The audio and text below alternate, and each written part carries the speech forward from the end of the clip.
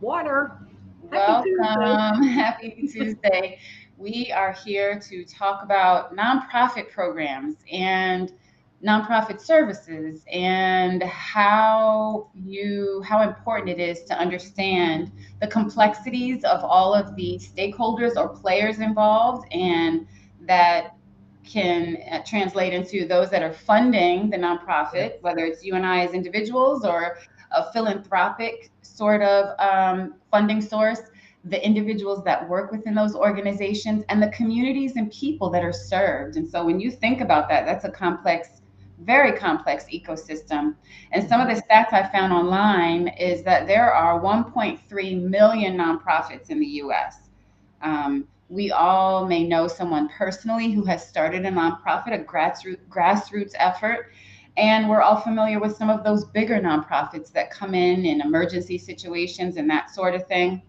Mhm. But after COVID, nearly 75, about 70%, nearly 75% of nonprofits had to shift their model so that they either created new remote online services or they had to move services, existing services, to remote online capabilities. And so when you couple that with the fact that 45% of these programs focus on people and families in areas that are below the poverty level. Yep. And you add the fact that leadership within these organizations typically don't align from a demographic perspective with the communities that they serve. What you have is a real quagmire around the fact that you've got all these competing Yeah. priorities and motives and needs that have to be triangulated. And so basically, it comes down to what outcomes can you see, measure, achieve? So, what do you evaluate? What Yes. purpose do you put behind those things that you're evaluating? Is the evaluation of those different things useful? Against what criteria? And then what methods are you employing? Right. And what staffing do you have, right? So are you making the deliberate back to the stats we were just looking at? You're already, many of these nonprofits are understaffed, but a lot of them actually have a lot of data too, by the way. And I read one stat that 50% aren't leveraging their big data, that they have in there. But anyhow, I wanted to throw out, we understand there are all these other constraints when you get into the nonprofit, especially small nonprofit world, and ways, how do you get around that, right? So, first define those outcomes. I'm glad you even said the word outcome because a lot of times, back to what you said, they're competing goals sometimes across the stakeholders. So what are the outcomes, and which ones are you really targeting to evaluate your program and its effectiveness? So anyhow, I just wanted to interrupt with that piece. No, that's really key, and I think going back to topics that we covered previously, there's definitely an opportunity to look at this from a systems thinking Yes. perspective. I, being involved in some evaluation work, have found that there's a lot of conversation around getting evaluators to think from a systems thinking perspective, but also Mhm. when you think about your stakeholder evaluation activities and identifying those opportunities, a lot of it is similar to what we do with for-profit um, clients and partners. Exactly. I mean, it really is. There's some constraints, and I know even in the data, Mhm. or access constraints. I think you brought up a great example of that. I think a lot of times that, okay, back to the system thinking, it's not one thing. It is a whole complex system, especially some of these programs. You have many different stakeholders, and a lot of times one kind of falls by the wayside, and unfortunately a lot of times that is that underserved group. Your program, one of the main objective of your program is to serve. How do you get out there and get them? They are part of that system, as are your stakeholders, your funders, your board of directors. So definitely competing things, but a system, a complex system. Yeah, and the even more interesting part is introducing the complexity of technology. Yes. So not only is it necessary to understand the consumption, what is needed from a beneficiary perspective. So those that are the recipients of your program activities and resources, what is it from a technology standpoint for them in terms of their access, their proficiency, that sort of thing. So that's needed. Also, you within your team have to ensure that you have people who are versed in understanding how to deploy technologies, how to do marketing Yes. effectively. Because if not, you are not able to fully utilize or leverage that technology in your space.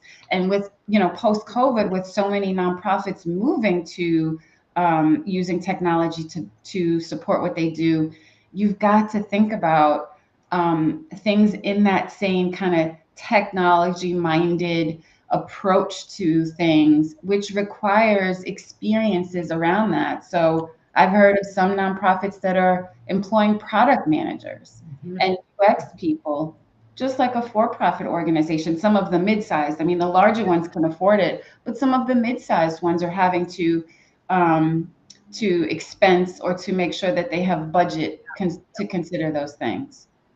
Right. And unfortunately, we, again, that report with the data, really great report, by the way, what actually talked about how people are falling short, even in some of the larger, definitely mid-sized and smaller, in Mhm. terms of what they recommend on that evaluation front, how much you should budget for that evaluation. And it doesn't, I think the number was 23% or something crazy like that. We're actually, of the medium and small, we're actually budgeting correctly, or within that recommended range for it.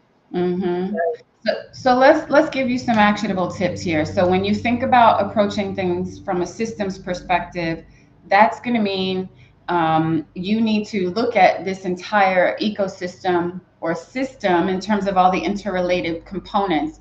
By first the people. So you have your funders as one set of or group of people, the folks within your organization that Mhm. are employees of the nonprofit, and your beneficiaries. So understanding, getting an objective understanding of each group's motivations, needs, expectations is very necessary. Go It ahead. is. And, in talking about, I'll just add to this, and this really goes back to that system thinking. You might find that those beneficiaries actually, that's a system in and of itself, right? So I go back to some work I did for an organization that provided tools. We always have to be careful, but tools for a very underserved group. So, like that Head Start program. And, they were really looking at the school districts and, even to some degree teachers, but they didn't really go into some of these Head Start pre K programs. And they were leveraging all of this technology, and it was great technology to help this underserved community. What they, but within that system, there were educators who some of them had did not have college degrees. In fact, most didn't. They weren't technically savvy, let alone technically savvy enough to help these young underserved kids and their parents. No one discussed or ever talked to parents to understand maybe what their needs, their capabilities were when those kids that you're trying to prep that underserved community for school. So I mean, that's just, I know I'm shifting, but back to that system thinking. There's a whole system in each bucket usually, and the stakeholders had one intention, So in this case, the board of directors really wanted to see the, technology being leveraged. So that was kind of their objective for a particular project. But the end goal was, are the students prepared? Is this underserved community, parents and students, are they prepared? Are they performing better? And you have to not only look at that metric, but then you have to dig into it. So that, a lot of times you just ignore pieces of the puzzle, or you're way too superficial on those critical pieces to meet your end goal, which is to serve and improve the lives and performance, in this case, of that underserved community. So you got to get out there and talk to them. And I know resources are so constrained in many of these nonprofits, but you can't evaluate your program without evaluating all of those pieces. And like you said, synthesizing that data to uncover, where do we need to focus our efforts. Right. And two things coming out of what you just said. In the focus on your beneficiary or recipient, you have to understand all of the other people or players that are a part of, or who influence, or who help them gain access. Yes. And so you've got to consider that it's not just the person or people specifically, but it's those that are secondary to or tertiary to those individuals that have an influence on them. So it might be community organizations. It might be, in the instance you described, parents of children. So you've got to understand who are all of these different people involved, and how do you potentially use one of those other parties to help, positively influence what your mission or purpose is. Secondly, coming out of what you just said, a really important piece of looking at budgets and investment within these organizations. In a lot of cases, there are funds available. And so looking at the data you have already in the organization sometimes takes an outside set of eyes, because you're so close to it and you don't necessarily, it's like when you have something in your house of value, it's just a piece of junk to you because it's sat around your house forever, and someone else comes by with a new set of eyes and they see the value in it in a way you didn't. Exactly. And when you think about evaluating your organization and the individuals who are a part of the whole kind of ecosystem, you have to use the objective perspectives of a third party to get valuable insights out of there without any motivation or bias that comes from being a part of the organization itself. Right. Same with your funding source, having a conversation with them around their expectations, near term and long term. If you are the one asking them, they are looking to you to say, solve these problems in this way. But a third party that's objective is going to gain a different perspective on that information. Yeah, and I think biases, I mean, they're always important, right? We have to always consider those, whether it's a for-profit organization or a nonprofit.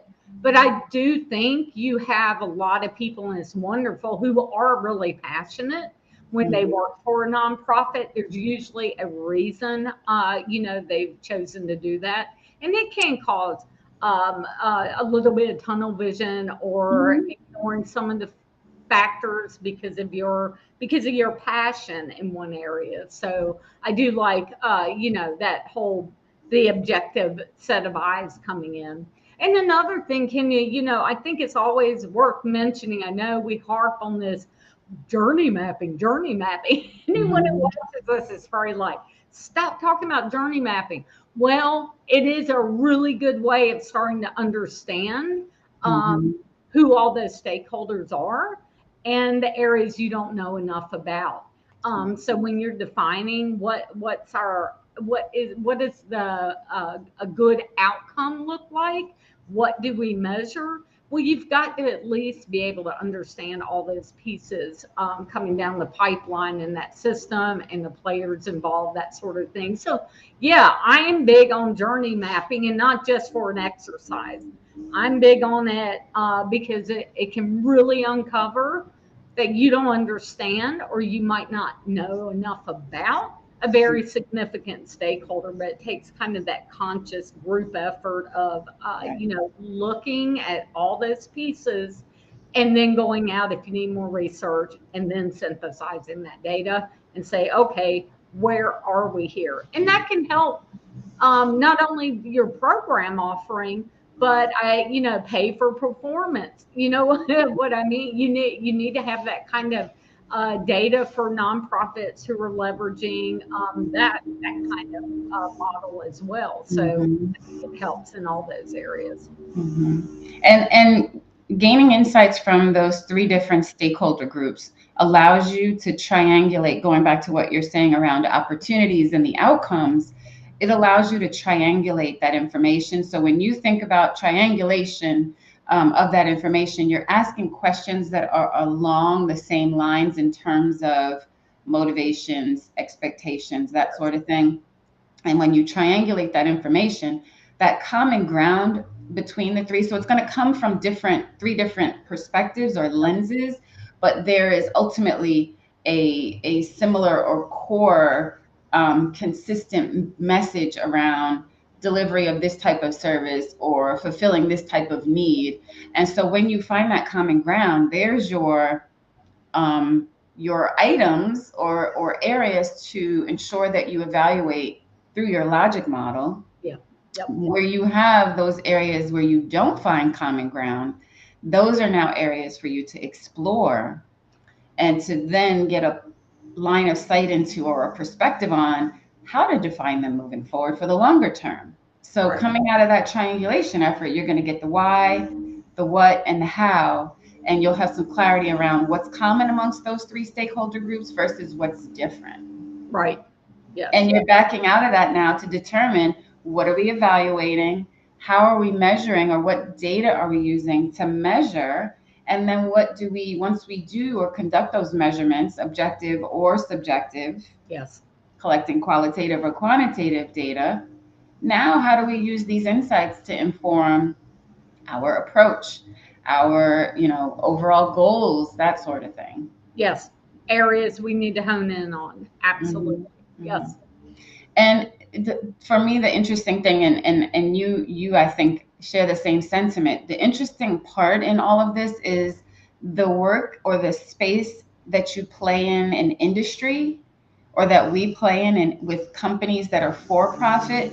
It's the same sort of approach or rigor in the nonprofit space. Things just look different. Yes. They look differently and they may be called something different, but ultimately you have your summative evaluation and you're ensuring that the outcomes achieve the goals that have been defined. Where there haven't been measures defined, figure them out. Figure them out. Yes, you have to have that measure. You have to have a well-defined outcome goal to measure against.